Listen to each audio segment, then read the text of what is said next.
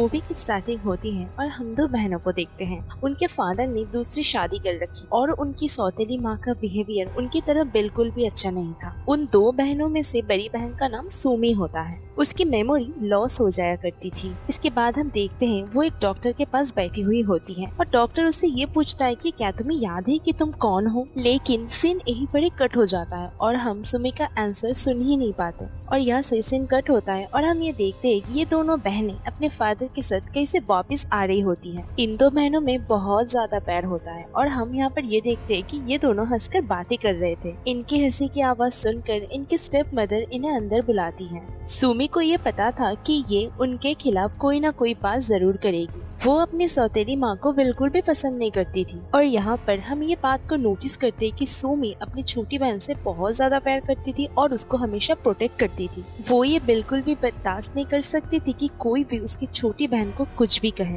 वो अपनी छोटी बहन को लेकर अपने रूम में जाती है और जब वो अपने रूम में जाती है तो ये देखती है कि हर चीज अपनी जगह पर परफेक्टली रखी हुई है। उसका रूम बहुत ही परफेक्टली तरीके से सेट करके रखा गया था और ये सब कुछ उसके स्टेप मदर ने किया था। सुमी तो अपने सौतेली माँ को बिल्कुल भी पसंद नहीं करती थी, इसीलिए वो नहीं चाहती थी कि वो उसकी किसी भी चीज को हाथ लगाए और उसको ये भी लग रहा था कि ये सब कुछ शायद उसकी माँ ने उसके फादर को दिखाने के लिए कर रखा था। उसको इन सब चीजों से बहुत इरिटेटिंग होती है। वो ये सोचती है कि ये हमसे दूर क्यों नहीं रहती। इनफैक्ट वो ये भी कहती है कि ये शायद हमसे हमारे फादर को छीनना चाहती है। इसके बाद वो फौरन अपने फादर के रूम में जाती है और अपने फादर के कपड़ों को सेट करने लगती है, इससे पहले उसकी सौतेली माँ आकर ये काम करे। और जब उसकी सौतेली माँ ये सब देखती है तो उन्हें भी बहुत ज्यादा गुस्सा आता है। वो ये भी कहती है कि ये मेरे भी हस्बैंड है, ये सिर्फ तुम लोग के फादर नहीं है। इसके बाद हम ये देखते हैं कि सुमी के फादर किसी से बात कर रहे होते हैं और वो ये कह रहे होते हैं कि यहाँ के हालात बहुत बिगड़ रहे हैं और यहाँ पर कुछ भी ठीक नहीं है और अच्छी बात तो ये है कि तुम यहाँ पर नहीं हो। वो उसको ये भी कहते हैं कि सुमी की तबीयत भी बहुत खराब है और उसके लिए ही मैंने अपने भाई को और उसकी वाइफ को इनवाइट किया है ताकि उसको अच्छा लगे। इसके बाद हम ये देखते हैं कि सुमी की स्टेप मदर ये कहती है कि उनको तो मैंने डिनर के लिए इनवाइट किया है और देन सुमी और उनके स्टेप मदर के बीच फिर से आर्गुमेंट होना स्टार्ट हो जाता है। सुमी के फादर वहाँ से उठ जाते हैं और जाते जाते अपने वाइफ के पास 2 टैबलेट रख के चले जाते हैं। रात होती है तो सुमी की छोटी बहन को एक डरावना ड्रीम आता है। उसके ड्रीम में वो देखती है कि उसकी सौतेली माँ उसको डरा रही है तो वो उठकर अपने बड़ी बहन के पास चली जाती है। सुमी उसको हक करके अपने पास सुला लेती है ताकि उसकी बहन ना डरे। इसके बाद दोनों तो सो जाते हैं, लेकिन देन हम देखते हैं कि सुमी अपने ड्रीम में डर रही है। वो अपने ड्रीम में अपनी असली माँ को देखती है। वो ड्रीम में ये भी देखती है कि अपनी छोटी बहन के बॉडी में खून है और वो डर के मारे अपनी आँख खोल देती है और जैसे ही वो आँख खोलती है तो वो अपने सामने अपनी असली माँ की स्प्रिट को देखती है और उसका सर कट कर अपनी स्टेप मदर के सर पे लग जाता है और यहाँ पर उसकी असल में आँख खुल जाती है। इसका मतलब ये था जो उसकी पहले आँख खुली थी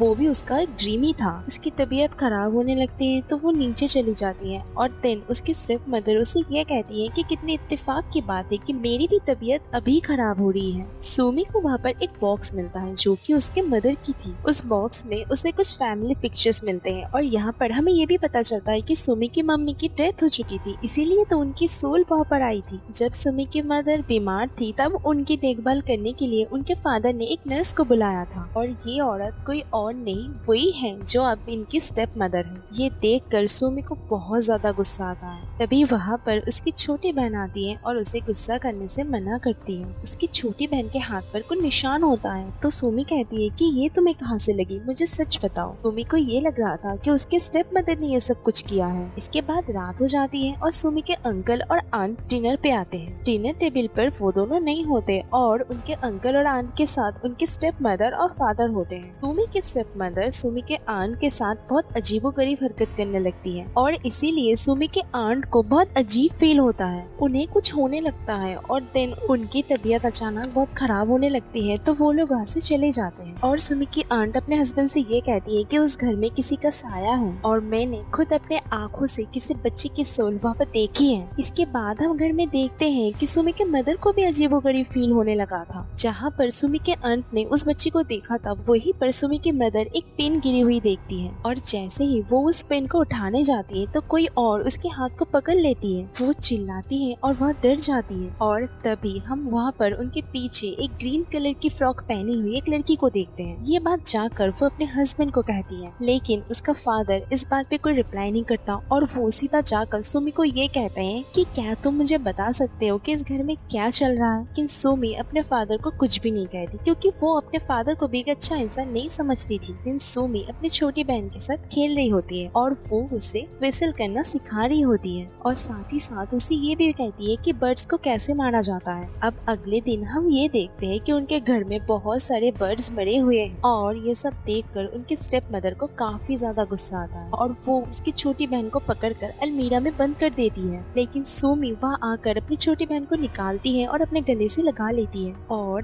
तभी वहाँ पर उनके फादर आकर ये पूछने लगते हैं कि अब क्या हुआ है। तब सुमी चिल्लाकर ये कहती है कि आपको क्या नहीं देखता कि हमारी स्टेप मदर हमारे साथ कैसा सलूक करती है। और यहाँ पर हमें शॉकिंगली कुछ बात पता चलती है जब उसके फादर चिल्लाकर ये कहते क्या तुम्हें नहीं पता कि बहुत पहले ही तुम्हारी बहन की मौत हो चुकी है। और जैसे ही उसके फादर ये बात कहते हैं सुमी की छोटी बहन वो लड़की वहाँ से पीछे हटने लगती है, यानी कि ये सब कुछ सुमी की इमेजिनेशन थी। सुमी को अपनी छोटी बहन के मौत का बहुत गम था, इसीलिए वो एक मेंटल पेशेंट बन चुकी थी। ये उसे हमने मूवी के स्टार्टिंग में एक मेंटल हॉस्पिटल में देखा था। सुमी को कुछ भी समझ नहीं आ रहा होता और वो उस रात सो जाती है। अगले दिन जब वो सुबह उठकर आती है तब वो देखती है कि उसकी स्टेप मदर किसी पौड़ी में किसी को बंद कर बहुत मार रही होती है। सुमी को यहाँ पर फिर से लग रहा है कि उसकी स्टेप मदर शायद उसकी छोटी बहन को मार रही है, लेकिन ये भी बस उसकी एक इमेजिनेशन ही थी। लेकिन फिर से वो अपने सौतेली माँ के पास जाती है और दिन उनके बीच में फिर से फाइट होना स्टार्ट हो जाती है। सुमी की स्टेप मदर उस पर एक स्टैचू गिराकर उसे मारने लगती है, लेकिन तभी सुमी का फादर वहाँ पर आ जाता है और ये सब होने से रोक लेता है।